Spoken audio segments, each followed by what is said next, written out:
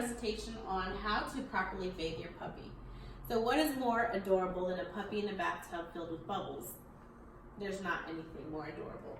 Not only is this adorable, but it is also essential to maintain the health and the overall cleanliness of your puppy. There are several things that you're going to want to consider and that you're going to need to know prior to beginning the bath process of your puppy. Number one would be your products. Product. This is going to be the cornerstone and the foundation of maintaining the cleanliness of your dog. There are several factors you're going to want to consider while picking out a shampoo for your dog. Number one, is it safe for your canine? If it's not safe for other animals and they've tested it on other animals, you probably don't want to be putting it on your dog. So you're going to want to look for a shampoo that's cruelty-free. If it's cruelty-free, it's going to be safe for your dog. Another important factor to consider would be, is it safe for the environment? If it's not safe for the environment, it's probably not safe for your dog either. Another one is the product specific for puppies' needs. So what this means is if you have a puppy that has kind of maybe a skin irritation, has a hot spot that you see it constantly chewing at or constantly scratching, this can be a specific need of your puppy that will need to be addressed. So again, they offer things such as shampoos that have mint or have eucalyptus or aloe vera that will create that soothing and cooling that your dog is needing. Another factor you'll want to consider, is it gentle on the eyes? You're definitely going to want to find a shampoo that you can use in close proximity to your dog's eyes without causing irritation or harm. Once you have decided on the specific shampoo that you want, you'll want to start by rinsing your dog. You want to get it wet. You're going to start at the back of the dog's legs and you'll work your way up, speaking to your dog calmly and in a relaxing voice.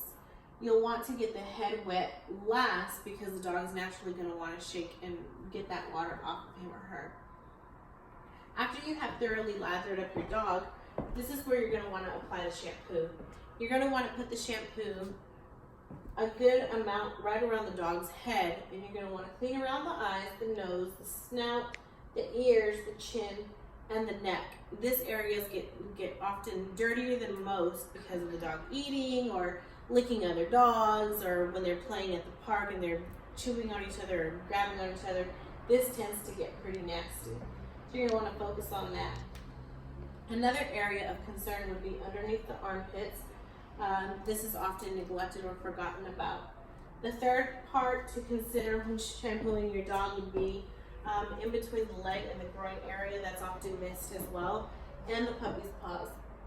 Once you have completely lathered up your dog and washed your dog, you're going to want to now rinse your dog. Again, you're going to want to start from the back so that your dog is not scared or surprised, and you're going to work your way forward.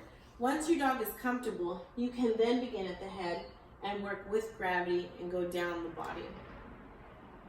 After you have ensured that all the shampoo is off your dog and there's no residue in the skin or in the coat, you can then have two options. You can towel dry your dog, or you can allow it to air dry.